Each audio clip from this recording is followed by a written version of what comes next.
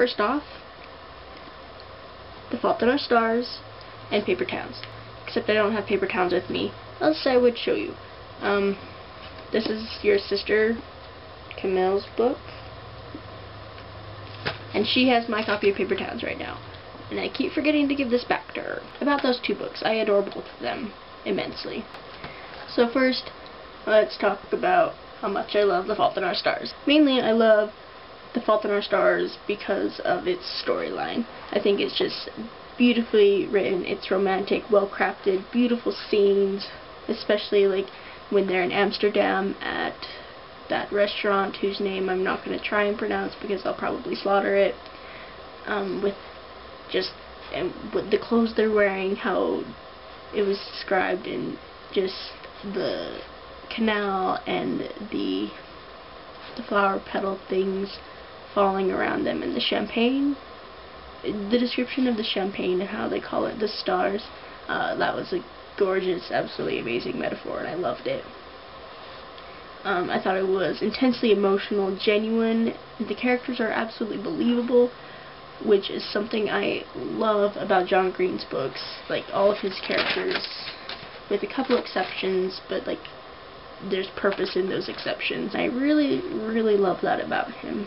He made an interesting statement about how we see cancer and disease, I think.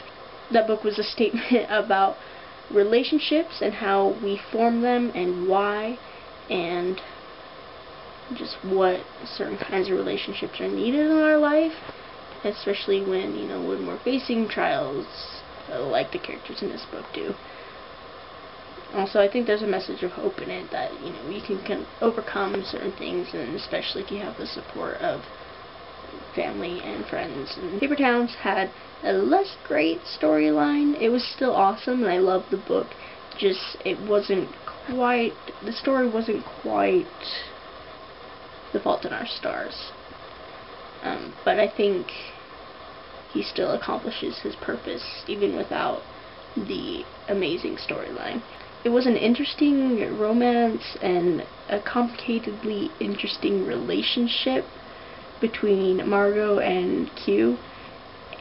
And again, the characters are amazingly believable, with the exception of Margot. But I think that's the point. Like, you're not supposed to really get what's inside her head. You're not supposed to, like, you probably won't ever meet someone just like Margot, but that's the point. It's supposed to be unreal because it contributes to the meaning of the book. So while Paper Towns is less of an amazing story, the story isn't quite as well done. I think it has a more prominent statement about society than The Fault in Our Stars, or at least one that means more to me and that I relate with better.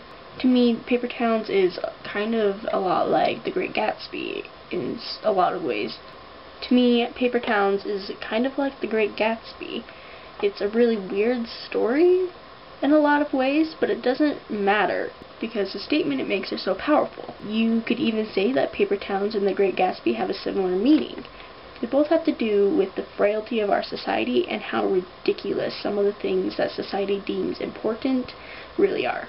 So, in conclusion, for me, The Fault in Our Stars is better if you want a good story and a touching ending and a hopeful meaning. And Paper Towns has a more solid, clear statement about society, at least for me. And, that's just my opinion of the books. I hope you form your own, and that is what I like about both the books. Camille, if you're watching this, which you probably are, I will get this back to you as soon as possible. So I told you about my nerd fighter friend who I met in my writing and math classes.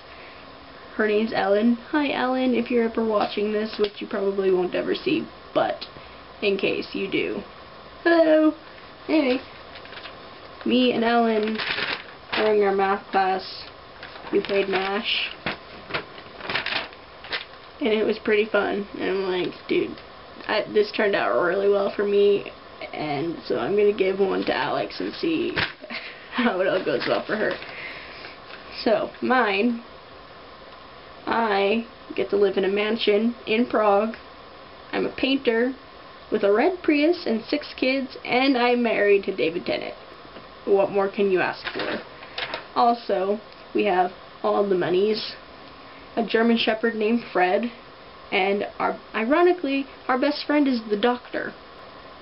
Also, I am going to be killed by a stampede of elephants.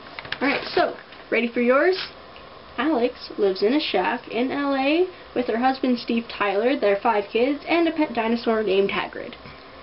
She drives a maroon Volvo and makes about $1,000 a year as a video blogger. She has lovely adventures with her best friend Indiana Jones, who eventually gets her killed on the Death Star as it explodes. Sadly, yours didn't turn out quite so well as mine.